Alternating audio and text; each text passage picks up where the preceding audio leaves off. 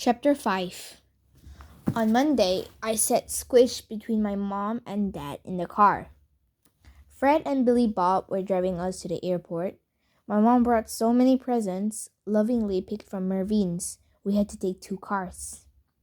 When we got to LAX, Fred gave my parents a hand with the luggage, piling the suitcases into the cart my dad wheeled over. $5 for a cart, can you believe it? He complained, shaking his head. Relax, we're on vacation, Mom reminded him. My dad smiled, and Billy Bob and Fred spun me in the air, wishing us safe travels. As we hugged goodbye, Hank reminded Billy Bob to water his cherry tomatoes. Billy Bob said no problemo and reminded Hank to bring him back some tea. Don't worry, I'll bring back lots of souvenirs for everyone, Hank promised. He looked over at my dad. Shall we do this? My dad's eye twinkled with excitement.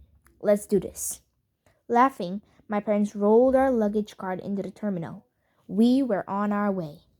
On the airplane, I sat in a row with my parents, and Hank enjoyed two empty seats next to him in the row in front of us. As soon as the flight attendants delivered the first meal service, my dad started squirreling away little packets of butter and jam and ketchup, just as he had when we first flew over to America. Again? I asked. My dad turned to me. These aren't for us, they're for our relatives. They probably never had ketchup. It was hard now to imagine anyone never having tasted ketchup, but I guess I hadn't either before we moved to the US. How are you feeling? You excited to see your cousins again? Mom asked. I nodded eagerly. I was especially excited to see my cousin, Shen. Growing up, we were as thick as thieves. I couldn't wait to see what he was like now. Hopefully, hanging out with my cousins would take my mind off my rejections. You never told me about your night out with Jason, Mom said, reading my mind.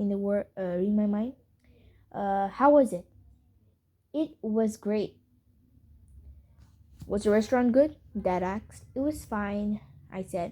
I'm sorry about the kanji. I just can't believe the shop isn't there anymore, Dad said. It just got taken over by Jade Zen? I nodded, and Dad pressed on the packets of ketchup hard. Hey, Mom said brightly, we're going to be in China soon. There'll be lots of kanji there. She turned to me. How was the movie? Amazing, I said, and seeing it in a theater was so awesome. I'll bet, Mom smiled. Wait till we get back to China. I'll take you to lots of movies. Really? I asked. Dad perked up. We'll be finally able to afford things. The US dollar is worth 8 times the RMB. He leaned forward and tapped Hank lightly on the shoulder. We'll all be rich for a month and a half. I'd like that, Hank called back. They shared a chuckle. Dad pulled his airplane blanket over him, closed his eyes, and snuggled in for a nap. I waited a moment, then turned to my mom. Mom, I asked quietly, hugging my pillow, can a boy and a girl just be friends? Of course, she answered. When I was younger, I met your dad, my mom continued. She looked over at Dad, who was already snoring great gently. He was my best friend and my first love. Dad peeked one eye open from his blanket and smiled. And I hope you'll stick with me, he said, even if I don't have a fancy new job. Stop, Mom said, slapping his leg.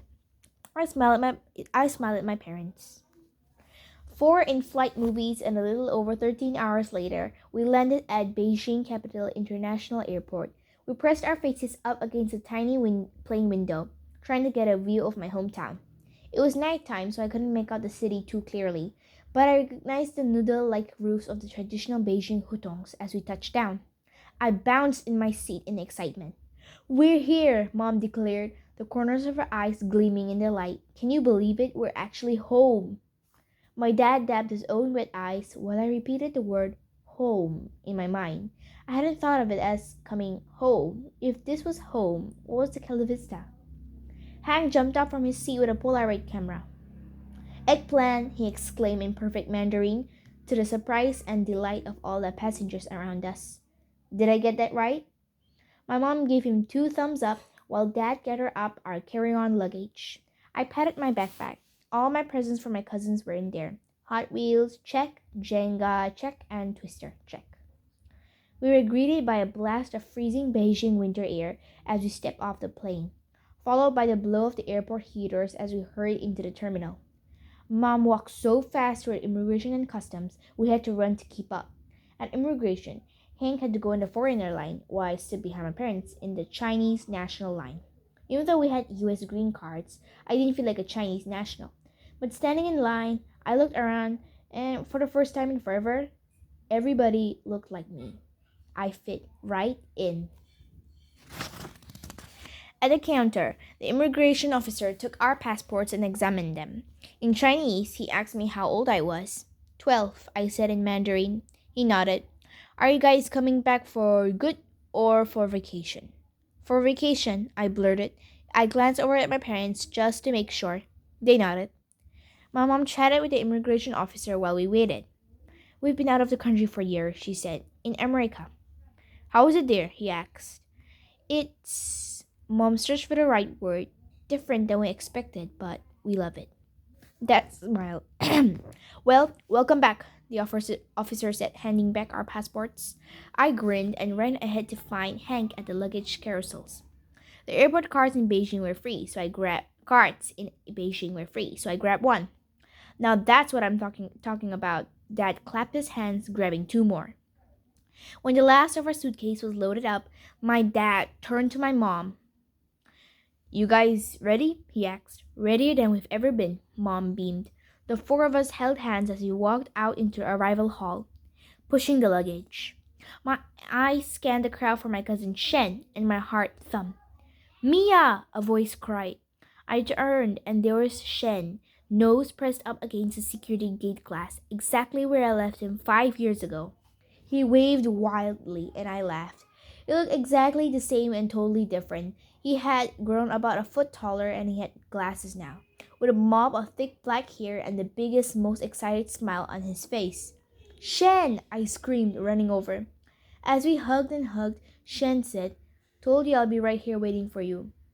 I kept grinning as Shen shouted to the rest of my relatives, who were waiting over on the other side of the crowded airport. My aunts and uncles came running over, along with my two younger cousins, 8-year-old Bo and 6-year-old Lian.